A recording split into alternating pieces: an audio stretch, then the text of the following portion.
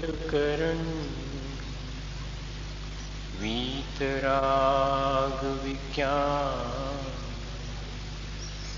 नमोता ही जाते अरहंता जो विद्यादि सागर सुधी जो विद्यादि सागर सुधी गुरु हैं हितैषी शुद्धात्म में निरत नित्य हितोपदेशी वे पाप ग्रीष्म ऋतु में जल हैं सयाने पूजून हैं सतत केवल ज्ञान पाने पूजून हैं सतत केवल ज्ञान पाने। बोलिए भगवान महावीर स्वामी की, आचार्य कुंद कुंद स्वामी की, आचार्य गुरुवर विद्यासागर मुनि महाराज की।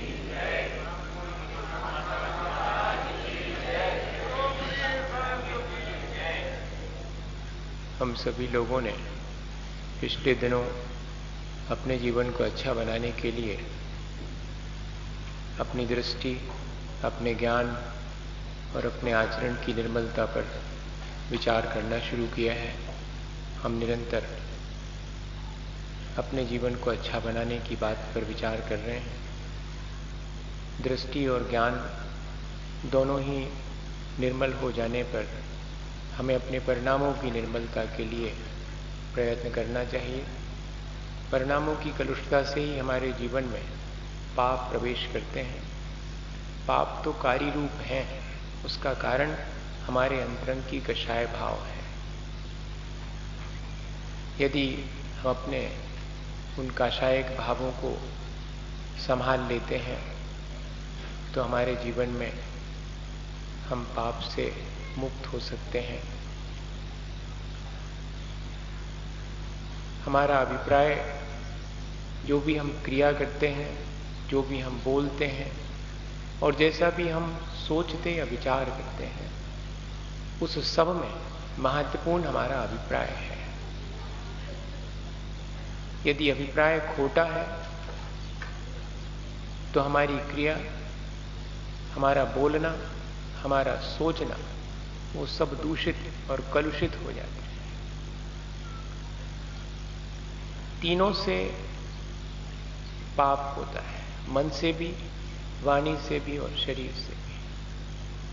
भावों में दूसरे के घात करने का विचार आया, वह भी हिंसा है। वाणी में दूसरे के मारने का वचन हमने बोला, वो भी हिंसा है। ऐसा हो जाता है। और हमारी क्रिया में भी जो हम करते हैं उसमें यदि असावधानी है और अभिप्राय खोटा है तो वो क्रिया भी हिंसात्मक ही कहलाती है।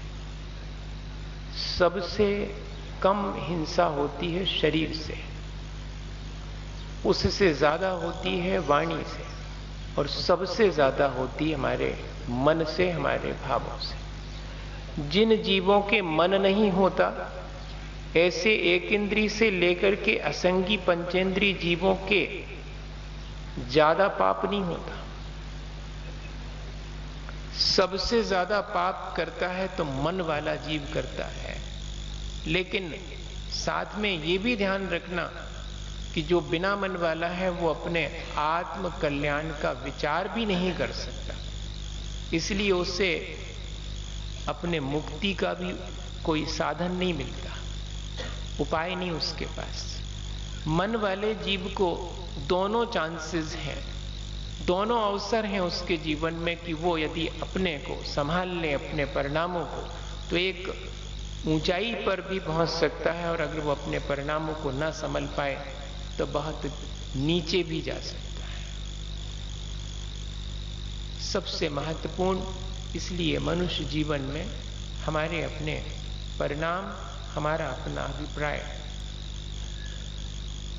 उसी से पापों का जो वेटेज है, जो वजन है, वो नापा जाता है कि कौन सा पाप कितना भारी है, किस अभिप्राय से हमने क्रिया की है, इस पर निर्भर करता है।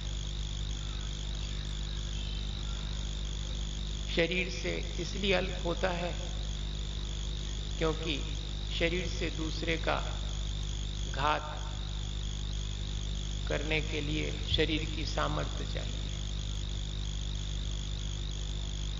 लेकिन शरीर बलवान नहीं भी हो और वाणी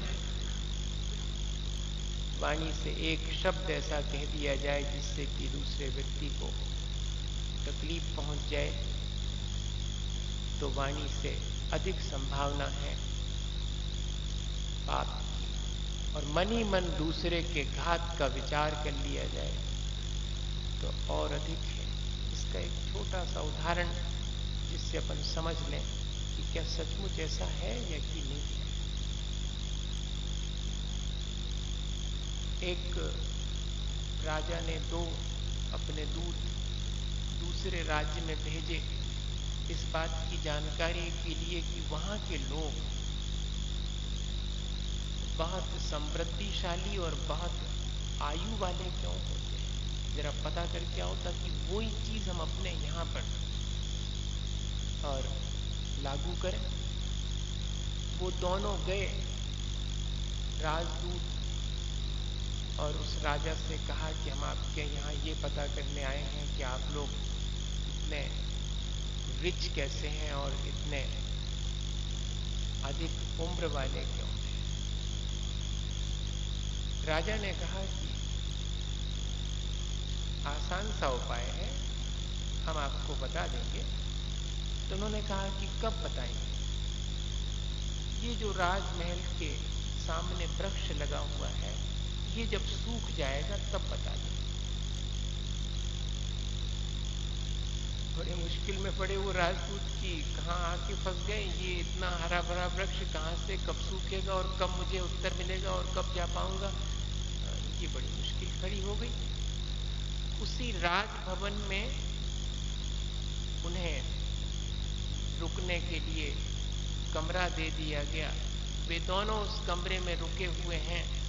खिड़की खुलती है उसी वृक्ष की तरफ। एक एक दिन गुजर रहा है उनका, सब सुख सुविधाएं हैं उनको, लेकिन अभी जवाब जब तक नहीं मिलेगा तब तक लौट नहीं सकते, और जवाब तब मिलेगा जबकि सामने का वृक्ष सूख जाए। रोज सुबह दोपहर शाम जब जब भी खिड़की में खड़े होते हैं, वृक्ष को देखते हैं तो इंतजार करते हैं, विचार करते हैं कि कब सूख जावे और कब मुझे जवाब मिल जाए और कब यहां ऐसे लौट जाऊं।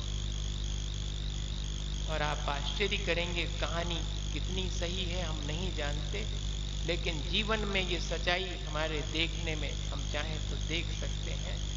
महीने भर के भीतर भीतर वो हरा भरा वृक्ष धीरे धीरे करके सूख गया। अब जब वृक्ष सूख गया तो अत्यंत हर्षित है। जितना जितना वृक्ष सूखता जाता है वे राजदूत उतने ही हर्षित होते हैं रोज, और एक दिन वो पूरा सूख जाता है। तब दरबार में जाके कहते हैं कि वो जो सामने का वृक्ष जिसकी की शर्त तय हुई थी कि सूख जाएगा तब आप जवाब देंगे, दें राजन जवाब, ताकि हम लौटकर अपने राजा को बताएं कि क्या कारण है आपके यहाँ पर अधिक उम्र वाले और अधिक संपन्न लोगों के होने का। राजा ने कहा कि जवाब तो आपको मिल गया। क्या जवाब मिल गया? राजा ने कहा कि देखते हो इतने वर्षों पुराना, इतना हरा भरा, उसका हरा भरापन ही समृद्धि है वृक्ष की, और उम्र उसकी इतनी थी, इतने वर्षों से जी रहा है और कितने वर्ष जीता, लेकिन सिर्फ तुम लोग रोज रोज ये दुर्भावना उसको देते रहे अपने मन से कि कब ये सूख जावे, कब नष्ट हो जावे। उस दुर्भावना के फलस्वरूप असमय में ही वो नष्ट हो गया। हमारे देश के लोग समृद्धिशाली हैं और अधिक उम्र वाले हैं, क्योंकि उनके मन में एक दूसरे के प्रति कलुषता और दुर्भावना नहीं है, वे एक दूसरे के प्रति सद्भावना रखते हैं। ये कारण है। जाओ अपने राजा को बता दो। ये तो एक छोटा सा उदाहरण है। ये सिर्फ हमें ये संदेश देता है कि हमारे मन में उठने वाली दुर्भावनाएं और सद्भावनाएं वो हमारे और दूसरे के जीवन को प्रभावित करती हैं। इसलिए बहुत सावधानी है कि हम अपने अभिप्राय को, अपने मन को, अपनी भावनाओं को बचा करके रखें, वे कलुषित न हो।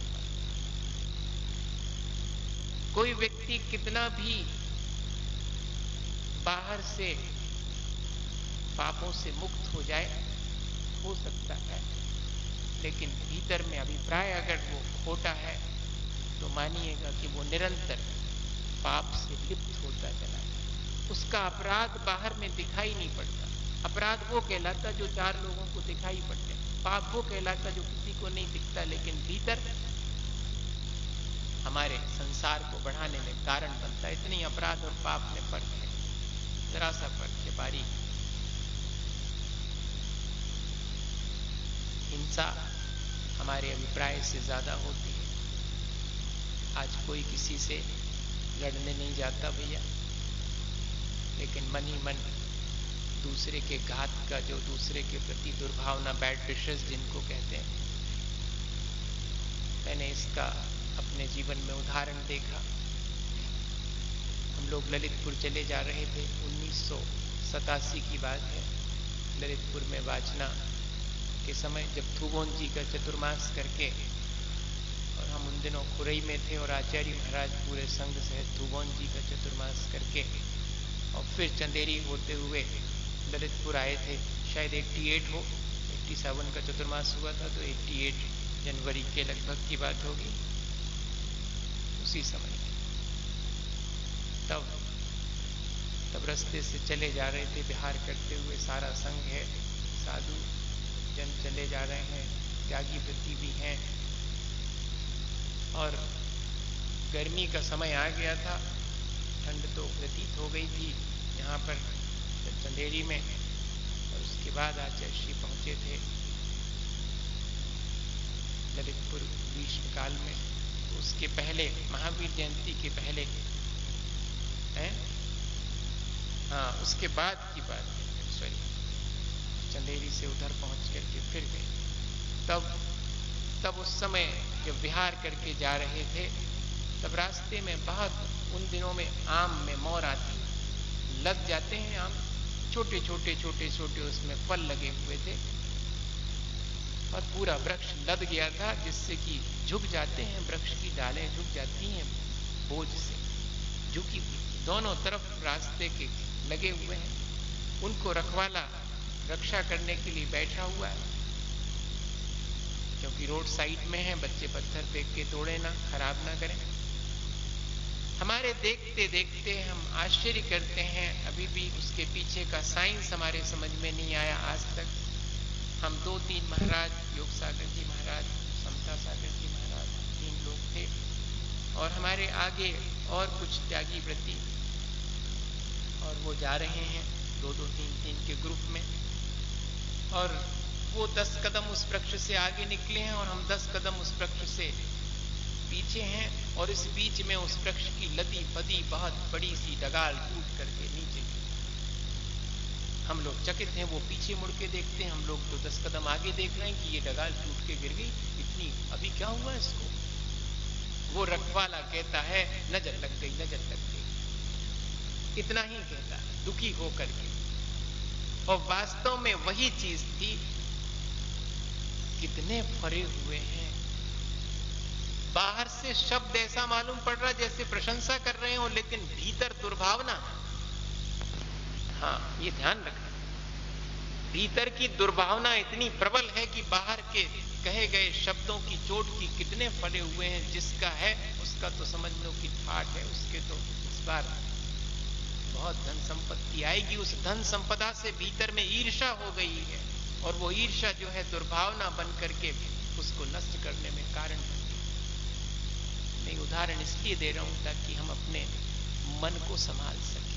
क्रिया तो बहुत संभाली, जिंदगी से संभाल रहे हैं क्रिया, खूब संभाल ली क्रिया के, क्रिया समझ जावे, लेकिन भाव संभाल लेते तो शायद आज तक हमारी स्थिति कुछ और होती।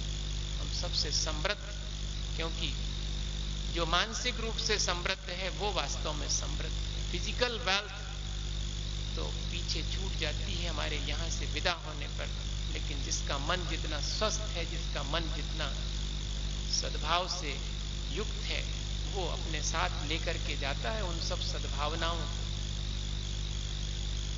इसलिए जब भी हम हिंसा पर विचार करें तो हम पहले अपनी भावनाओं को संभालने के लिए प्रयत्न करें। उसी से संबंधित है हिंसा और अहिंसा का गणित। आज हम उससे थोड़ा आगे बढ़ते हैं।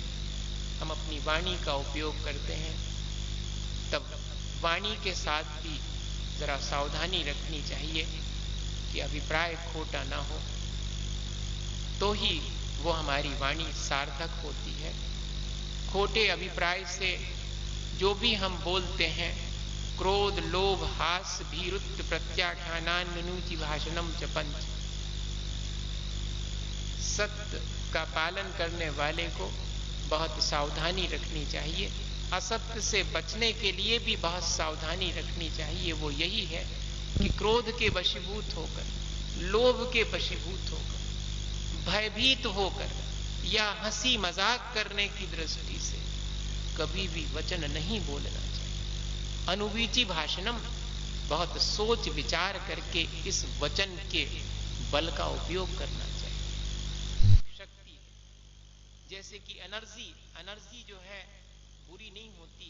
एनर्जी को आपने किस काम में लगाया है, उससे एनर्जी बुरी है या भली है ये डिसाइड होता है। वो भली बुरी नहीं। आप उसी शक्ति से कंस्ट्रक्शन भी कर सकते हैं और उसी शक्ति से डिस्ट्रक्शन भी कर सकते हैं, रचनात्मक कार्य भी कर सकते हैं और विध्वंस भी कर सकते हैं। शक्ति एक ही है। हमारे पास वचन की शक्ति है, उस शक्ति से हम विध्वंस भी कर सकते हैं, अपना भी और दूसरे का भी, और उसी शक्ति से हम और अपनी और दूसरे के कल्याण और भले के लिए भी कुछ उपाय कर सकते हैं उस शक्ति के द्वारा। आचार्य भगवंतों ने सत्य अणुव्रत, सत्य महाव्रत, भाषा समिति और वचन गुप्ति, इन सब के माध्यम से हमारी अपनी वाणी को नियंत्रित और संतुलित करने के लिए उपाय दिए। इस एनर्जी को हाउ टू चैनलाइज इट, इसको कैसे चैनलाइज करें। जैसे कि बहती हुई नदी जो कि अपने किनारे तोड़ करके और फैल जावे तो सब तरफ त्राही त्राही मच जाए, और वही अगर चैनलाइज कर दी जाए, कैनाल्स में कन्वर्ट करके, तो वही खेतों को सींच करके और समृद्धि भी दे सकती है और वही विध्वंस भी कर सकती है। ठीक ऐसे ही हमारी इस वाणी को नियंत्रित और संतुलित करने के लिए आचार्य भगवंतों ने सबसे पहले ये कहा कि हो सके तो चुप रहना। सबसे पहले हो सके तो सबसे पहले चुप रहना। चुप रहने का आशय समझ लेना। पशु के समान नहीं बोलने का नाम मौन नहीं है।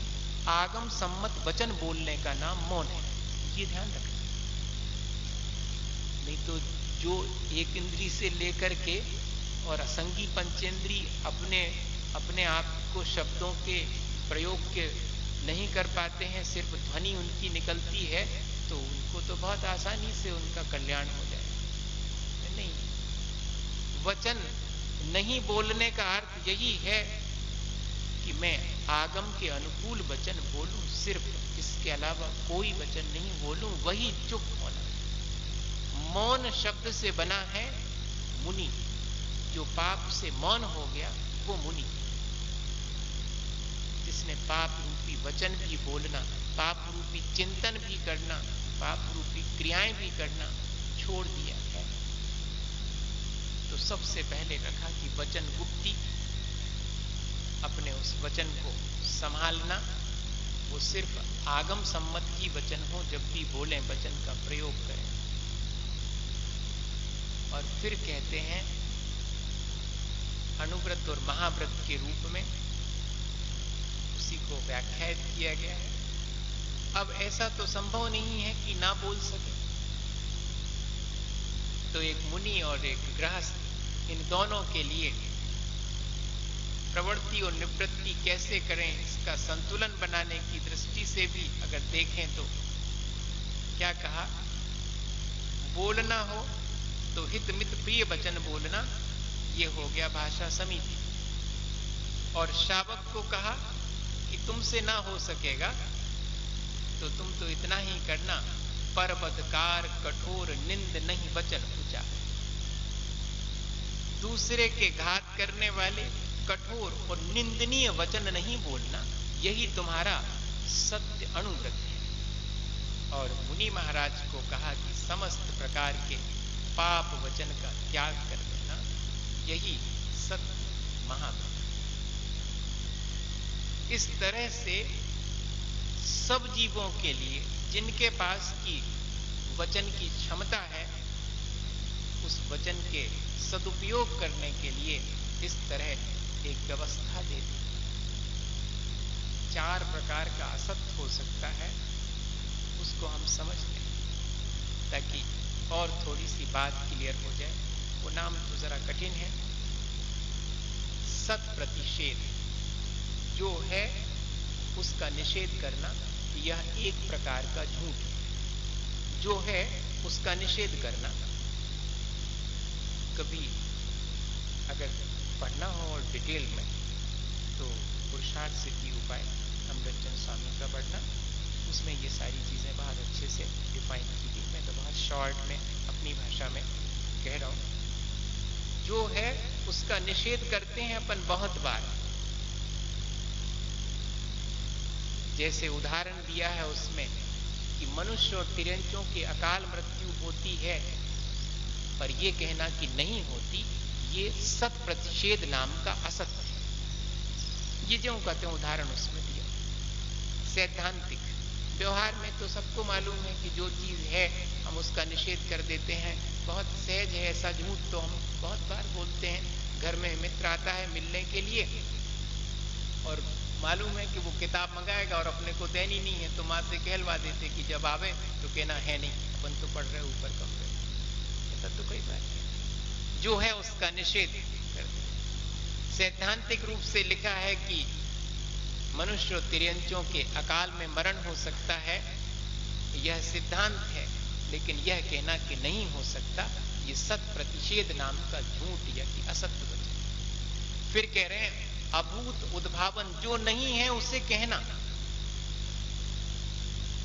और इसके लिए उदाहरण दिया है कि देव और नारकी जीवों की अकाल मृत्यु नहीं होती, तो उनकी अकाल मृत्यु मानना, ये कहलाएगा असत उद्भावन। जो नहीं है उसको कहना कि है ऐसा। ये भी सांसारिक रूप से तो बहुत उदाहरण है भैया। अपन सब तो सुबह से शाम तक यही तो करते हैं। जो है जैसा है वैसा कहाँ कहते हैं। अपन तो सिर्फ ऐसा बोलते हैं जिससे कि सच मालूम पड़े। सच हो इसकी जरूरत थोड़ी नहीं, ऐसा मालूम पड़ना चाहिए कि सच। धोखा देने वाला धोखा दे रहा है सदा से कि वो जो दे रहा है वो धोखा नहीं है। धोखा देने वाला धोखा दे रहा है सदा से कि वो जो दे रहा है वो धोखा नहीं है। ऐसा नहीं है कि खाने वाला बुद्धू है, धोखा खाने वाला धोखा खा रहा है सदा से कि वो जो खा रहा है वो धोखा नहीं है। धोखा धोखा होने के बाद भी फल रहा है, दोनों मजे में, दोनों का काम चल रहा है। संसार की तो यही स्थिति है। सब जानते हैं कि क्या चीज कैसी है। आज कितनी सारी चीजें हैं अपने सुबह से शाम तक डेली यूज में आने वाली, जिनके बारे में सच्चाई मालूम है, लेकिन डिनायल ऑफ रियलिटी, उस वास्तविकता को हम इग्नोर करते हैं, उसको हम अनदेखा कर देते हैं। अरे ऐसा होता नहीं है। चाय में कोई चीज मिली, अरे नहीं ऐसा कुछ। किसी चीज में कोई चीज के बारे में पेपर में निकल जाए, कोल्ड ड्रिंक्स के बारे में निकला था, थोड़े दिन तो चला मामला, फिर उसके बाद में कोई ने नहीं माना। फिर ये क्या चीज है? असत्य का समर्थन और सत्य का निषेध, और क्या चीज है? ऐसा दिन भर अपन करते रहते हैं। इसलिए आचार्य भगवंतों ने उस असत्य से, सत्य तो बोलना लेकिन असत्य से बच करके रहना, क्योंकि इसके पीछे अभिप्राय क्या है, कहीं ना कहीं कोई अज्ञानता या आसक्ति है, इतना ही है मन में। अज्ञानतावश भी हम असत्य बोलते हैं, और कई बार तो हम जानबूझकर अपनी आसक्ति की वजह से भी, लोलुपता की वजह से जानते हैं कि ये चीजें अहितकारी हैं। उस पर लिखा रहता सिगरेट पर, harmful, injurious for the health, सब पर लिखा रहता है, लेकिन इसके बाद भी डिनाइल ऑफ रियलिटी, वास्तविकता से पलायन करना, इग्नोर, उसको अनदेखा करना, नहीं नहीं ये कुछ नहीं होता, सब लिखा हुआ है। फिर आगे कहते हैं अनालोच्य, जो एक जाति का पदार्थ है, पशु हैं, पशु हैं तो सबकी अलग अलग वैरायटी है, लेकिन एक दूसरे में गठबंध करके बैल को घोड़ा कहना, घोड़े को बैल कहना, ऐसा कहता नहीं है कोई, कहता है क्या? ये तो एक उदाहरण दिया हुआ है, पर ऐसे और बहुत सारे उदाहरण हैं। एक ही जाति की चीजों को एक दूसरे में मिक्स करके अपन नहीं करते हैं, ऐसा झूठ। अरे भैया, मंदिर के बाजू वाली छत पर हम शुद्धि करने गए थे एक जगह, नाम नहीं बताएंगे स्थान का, सो वहां पर जो है शुद्धि करने गए तो वहां पर मिट्टी का बड़ी बारीक पीले रंग की बहुत बढ़िया मिट्टी का ढेर लगा था। हमने पूछा कि अरे, बोले महाराज जी दूसरे का घर है, अपन तो शुद्धि करने उनकी छत पे आ गए, क्योंकि मंदिर से लगी हुई है तो उनकी परमिशन रहती कि हाँ यहाँ से शुद्धि वगैरह करते हैं। उनकी यहाँ पर ये मिट्टी सूख रही, हमने कहा मिट्टी सूख रही? कहते हाँ उनका हल्दी का धंधा है, हल्दी का, पिसी हल्दी बेचते हैं। एक समझ में आ गया सबके? हमारे तो देर से आया था, हमें जी उपाय नहीं मालूम था कि ऐसा भी हो सकता। आपके जल्दी समझ में आया, आपको मतलब इसका पहले से मालूम है कि ऐसा हो सकता है। एक ही जाति की कैसे लग रही है, वो भी पीले रंग की, ये भी पीले रंग की, और पीसने पर दोनों एक जैसी मालूम पड़ती हैं और एक दूसरे में आसानी से मिक्स हो करके, और हम इस तरह के झूठ में भी पड़ जाते हैं। अकेले बोलने का नहीं है, बोलते तो बाद में है, कर तो पहले लिया, फिर बाद में कहते कि हल्दी है, हल्दी, मिट्टी नहीं है, हल्दी है। वो बिकती भी उसी भाव से है, हल्दी के भाव से, मिट्टी भी रंग एक सा है, इसलिए उसमें मिक्स कर दिया। ऐसी बहुत सारी चीजें मिक्स कर दी आती, वो सब इसी झूठ के अंतर्गत आती। पता नहीं लगता अपने को, अपन कहाँ, आज तो दिन भर में हम कोई से भी कुछ बोले ही नहीं है, आज हमने भी कुछ झूठ तो सवाल ही नहीं उठता। अच्छा हो, जब वो सामान बेच रहे थे तब लाए कितने की थी और बोली कितने की थी, बचाए कितने थे, सब में सुबह से शाम तक जितना भी, क्योंकि अभिप्राय उसके पीछे खोटा है तो क्रिया जो चलती रहती सब झूठ ही होता है।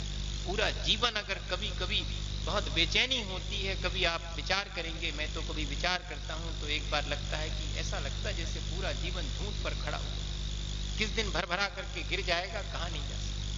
कई बार ऐसा लगने लगता। आप विचार करिए कि सुबह से शाम तक सारी क्रियाओं में सच्चाई कितनी है, कितना झूठ पर हम खड़े हुए हैं, और उसी से हमारा जीवन हम जीते रहे। आखिरी में कहते कि असूल रत के अंतर्गत रखा निंदनीय, गर्हित और अप्रिय वचन बोलना, ये भी झूठ में शामिल है, असत्य में शामिल। 4 प्रकार के असत्य, उसमें से अपन कितने प्रकार से बच सकते हैं, बहुत मुश्किल है।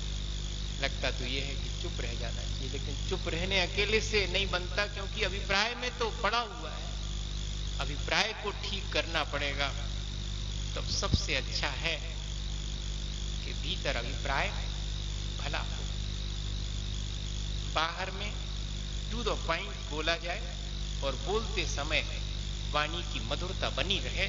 ये 3 बैरियर अगर हमने लगा लिए हैं तो फिर देखिएगा कि हमारी वाणी हमारे और दूसरे के जीवन को अच्छा बनाने में कारण बने बिना नहीं रह सकती। इतना सा ध्यान रखें। 3 ही चीजें बहुत आसान कर दी आचार्य भगवत। कह रहे हैं कि भीतर में अभिप्राय भला रहे, प्रयोजन हमारा बोलने का भला है, इंटेंशन हमारा बहुत अच्छा है, हम किसी का बुरा चाहने के लिए वचन नहीं बोले। पहले नंबर कि मैं बोलूंगा तो सच बोलूंगा, अभिप्राय मेरा झूठा नहीं होगा, और सच बोल रहा हूं और अभिप्राय भी ठीक है, लेकिन संभव है कि परिणाम ठीक ना निकले, तो मैं पहले से परिणाम को थोड़ा सा कैलकुलेट कर लूंगा कि कहीं ऐसा तो नहीं कि ये बात कहने से, जबकि मैं सच कह रहा हूं और ये जो बात मैं कह रहा हूं मेरा अभिप्राय भी बहुत अच्छा है, लेकिन इसके बावजूद भी इसके रिजल्ट्स जो है वो हो सकता है कि गड़बड़ा जाए। तो पहले से परिणाम का विचार करके फिर बोलता है कि अगर परिणाम ठीक नहीं निकलेगा तो भी मैं चुप रह जाता हूं, सावधानी से बोलूंगा। बोलना तो है, सच भी है, मुझे इस व्यक्ति से सच से परिचय भी करवाना, लेकिन समय देखकर। जैसे कि विश्वनाथ ने अपने बेटे नरेंद्र को एक दिन मां से कठोर वचन कहते हुए देखा तो बड़े विचलित हुए कि मेरा बेटा अपनी ही मां से कठोर वचन बोलता है। अब कैसे समझाया जाए? सच्चाई तो उनको मालूम है, और कहना चाहें तो उसी समय कह सकते थे कि मिस्टर, मां है तुम्हारी, ठीक से बोला करें, कह सकते थे, लेकिन अभी नहीं। अभी इसका परिणाम ठीक ना निकलेगा। बेटे को भला बनाने का विचार भी है, प्रयोजन अच्छा है, और तुमने कठोर वचन बोले हैं ये कहना भी सच ही है, लेकिन परिणाम ठीक नहीं निकलेगा। अभी कह के और बाहर गया है, जाने दो, अभी मत टोको।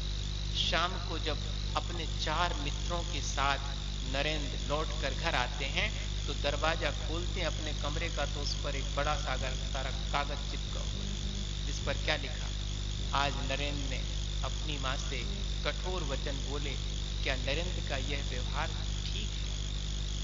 बस 4 मित्रों के साथ जब उन्होंने वो पढ़ा, 11 साल के हैं, 11 साल का बेटा पढ़ता है, कागज पे लिखा हुआ है, पिता के हाथ की लिखाई से ना कहा जाए तो मन कड़वा होता है, सच कड़वा नहीं। सच तो सच है, वो तो सुखद ही होगा, कड़वा कैसे हो सकता है? लेकिन सच को कहने वाले का मन अगर कड़वा है तो सच को वो कड़वा कर देगा। और अपन अधिकांश समय आप अपने भीतर टटोल के देखना कि सच भी अपन बोलते हैं तो अभिप्राय खोटा ही होता है कि अब बताते इनको इनकी सच्चाई, और फिर गिराएंगे इनको नीचे, और फिर दिखाएंगे इनको नीचा, तब फिर वो सच भी कड़वा होगा। हमारा मन कड़वा हुआ तो हमारी वाणी में फिर कड़वाहट आना शुरू हो ही जाती है। कितने भी मीठे वचन बोलो, लेकिन वो सब कड़वे हो जाएंगे अगर अभिप्राय कड़वा है। इसलिए लिखा कि मधुर बोलना, अर्थात भीतर में अभिप्राय भला है और थोड़े वचन हैं और साथ में प्रेम से पगे हुए हैं। कुरल काव्य में तिरुवल्लुवर आचार्य लिखते हैं कि जिसके वाणी में मधुरता है और आंखों में स्निग्धता है, मानिएगा कि वो धर्म के मार्ग पर चल करके अपना आत्म कल्याण कर सकता है। ये प्रारंभिक स्थिति है, बहुत कठिन है, दोनों चीजें एक साथ मिलना। अपने आंखों से अपनी कलुषता और अपनी निर्मलता का एहसास आप चाहें तो आसानी से कर सकते हैं। अपनी आंखों की स्निग्धता को आप परख सकते हैं और अपनी वाणी की मधुरता या कठोर पने को भी परख सकते हैं। दूसरे के नहीं परखना, अपने स्वयं के, कि जैसे वचन में बोलता हूं वैसे दूसरे से सुनना पसंद करता हूं, जैसे मैं दूसरे को देखता हूं वैसा कोई मुझे देखे तो मैं पसंद करता हूं, ऐसे करना पड़ेगा पहचान। तब फिर हो सकता है कि हम अपने उन वचनों को एक ठीक दिशा दे सकें और उन वचनों के द्वारा हम अपना और दूसरे का भला कर सकें। भैया, वचन सबके पास हैं, उनका प्रयोग करने भर की विधि अपन को आवे तो वे वचन हम अपने सार्थक बना सकते हैं। चाहे कोई भी व्रत हो, वो अहिंसा से ही जुड़ा हुआ है। सच भी बोलेंगे तो भले के लिए बोलेंगे, झूठ नहीं बोलेंगे, ये त्याग है, और सच बोलेंगे ये प्रवृत्ति है, लेकिन वह सच भी ऐसा हो जो कि हितकारी हो। झूठा व्यक्ति सच भी बोलेगा तो खतरा पैदा करेगा, ये ध्यान रखना। और भले व्यक्ति के मुंह से अगर झूठ भी निकल जाए तो दूसरे के लिए कल्याण करने के लिए निकली होगी, ये ध्यान रखना। इसलिए पहले जरूरी है भीतर का झूठा और सच्चा होना। अकेले वचन का झूठा सच्चा होना जरूरी नहीं है। ये सावधानी, क्योंकि झूठा व्यक्ति सच भी बोलेगा तो दूसरे का बिगाड़ करने के लिए करेगा, उपद्रव करने के लिए बोलेगा सच। जरूरत क्या आ गई थी आपको सच बोलने की? इतने सत्यवादी कैसे हो गए आप? भीतर तो झूठ बैठा हुआ है, भीतर तो खोटा अभिप्राय बैठा हुआ है, तब तो बोलने के लिए सच तैयार हो गए आप। ये सावधानी। एक छोटी सी घटना सबको शायद मालूम होगी, फिर से अपन रिवाइज कर लेते हैं। बहुत प्रसिद्ध घटना है। मुनि महाराज जी जंगल में ध्यान में लीन बैठे हैं और एक कसाई जिसकी गाय उसके हाथ से छूट गई है और जंगल में भाग गई है,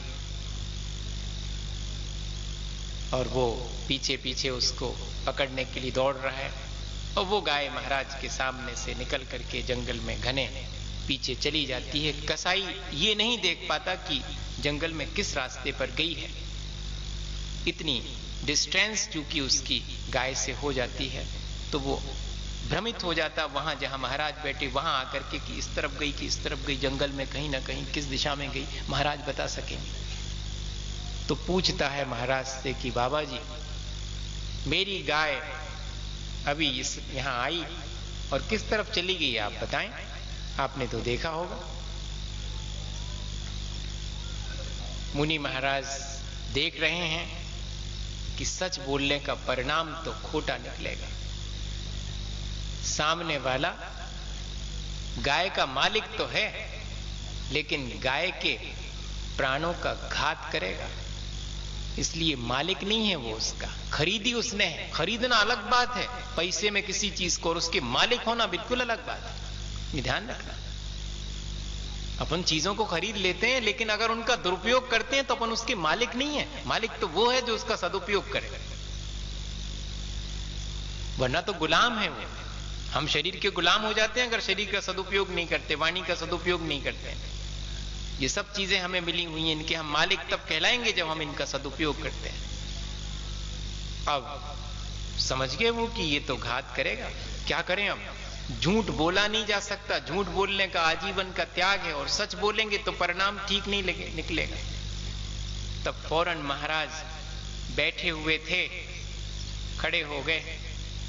खड़े होकर के बोले कि भाई, मैं जब से यहां खड़ा हूं तब से तो मैंने किसी गाय को यहां जाते हुए नहीं देखा। मैं बैठा हुआ था तब निकली हो तो मैं क्या कह सकता हूं। मैं जब से यहां खड़ा हूं तब से मैंने किसी गाय को यहां जाते हुए नहीं देखा। ये वचन बोलने के पीछे सावधानी का उदाहरण है कि कितनी अवेयरनेस है कि हम कैसे दूसरे के प्राणों की भी रक्षा करें और हम भी झूठ से लिप्त ना हो पाए। हम सच हमेशा हमारे वाणी में और हमारे जीवन में बना रहे। अगर इस तरह हम अपनी वाणी को एक अच्छी दिशा दें और अपने अभिप्राय के अनुसार अपने अभिप्राय को अच्छा बना करके और फिर वाणी बोलें, तो हमारी वाणी उपकार करने वाली होगी, हमारा भी और दूसरे का भी। और इस तरह हम अपने जीवन को अच्छा बना सकते हैं, इसी भावना के साथ कि हमारा जीवन अच्छा बने। बोले आचार्य गुरु और विद्यासागर।